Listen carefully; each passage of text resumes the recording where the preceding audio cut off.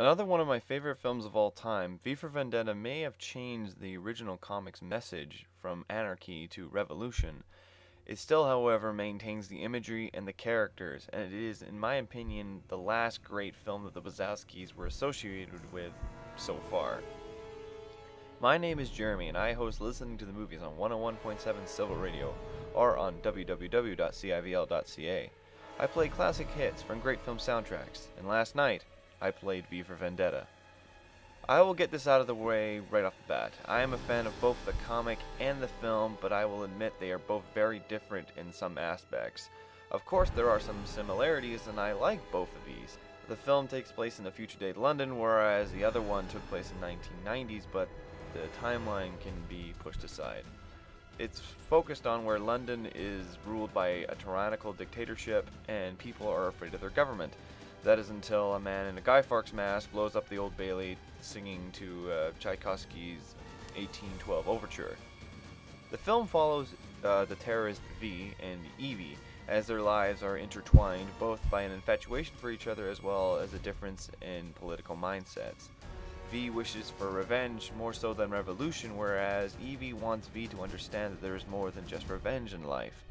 V himself is a very interesting character, a masked man who quotes Shakespeare and loves music and items of the past, yet has an unrelenting brutality against those who did him wrong. The idea of a true unknown man behind the mask is the true idea of an any-man hero. One man's freedom fighter is another man's terrorist, as some say. Hugo Weaving is quite good as the Masked Man, and his character has been parodied and copied at parties and events. It is even used as the face of the hacker group Anonymous. The idea of overthrowing a tyrannical government has been done many times before, but not like this. While V and Evie are trying to blow up London, Inspector Finch is uncovering the twisted history of V's victims, and in fact, uncovering V's past.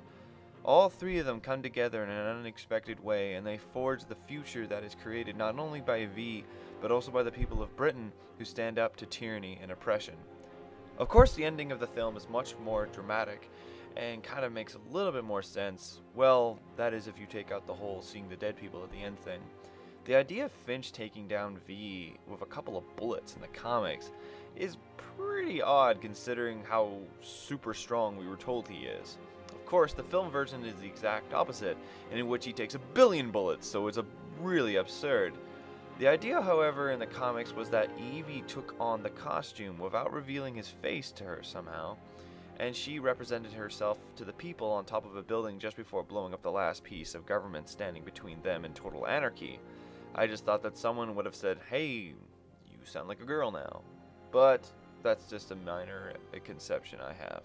Either way, the comic and the film are both great in their own way, while having their own individuality and oddness at times. I really like how V's identity is never revealed in both, and especially in the comic when Evie goes through all the lists of people who he possibly could have been, and the temptation is so strong, yet she still doesn't show who he is. A very powerful scene in both. But about the music. The music is a very standard score with really no distinguishing factors from it. Of course, it is composed very well, and the notes are very powerful and striking. Knives and Bullets has a great overture during the final end of the scene, and the Valerie song is very powerful during the whole Evie prison sequence, but it just doesn't feel very individual. It doesn't have this own kind of feeling to it. The Dark Knight had the screeching noises, Gladiator had a very powerful and commanding score. V for Vendetta's score is average, I guess I could say at best. It's really the indie songs that are in there, with Cry Me a River by Julia London, I Found a Reason by Cat Power, and Bird Girl by Anthony and the Johnsons. They're very, very good, despite the fact that they're not very well featured in the film. They have more of a powerful impact on me than any of the songs did. Well, there is Knives and Bullets. When I saw that in the theater with the IMAX, the sounds and the music were so loud, I was blown away by how awesome that fight scene was.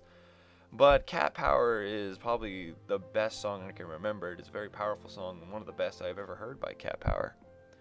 For the movie, I think you should see it. It's powerful, great acting, great imagery, and while you're at it, read the comic and do Alan Moore justice by letting him have as much credit as he deserves. See what everyone raves about.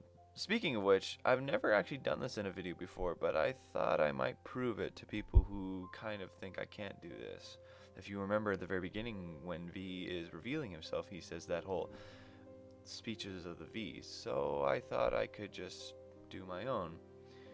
Voila! In view, a humble vaudevillian veteran, cast vicariously as both victim and villain by the vicissitudes of fate. This visage, no more veneer of vanity, is a vestige of the vox populi, now vacant but vanished. However, this valorous visitation of a bygone fixation stands vivified, and has vowed to vanquish these venal and virulent vermin, vanguarding vice and vouchsafing the violently vicious and voracious violation of a leisure. The only verdict is vengeance, a vendetta, held as a votive not in vain, but the value and veracity of such shall one day vindicate the vigilant and the virtuous. Verily this vicious swabs of verbiage beer is most verbose, so let me simply add that it is my very good honor to meet you, and you may call me V. You imagine how many times I had to try and recite that to get that down. I did it for a grade 12 monologue. I very much enjoyed that. I could do that all in one go. If you want to catch the recording of the show, click the first link in the description. If you want to catch up on what I play next, click the second link for the Facebook page. Just to let you know, since The Hobbit is coming out, I will be playing Lord of the Rings music soon. Thanks for watching, guys.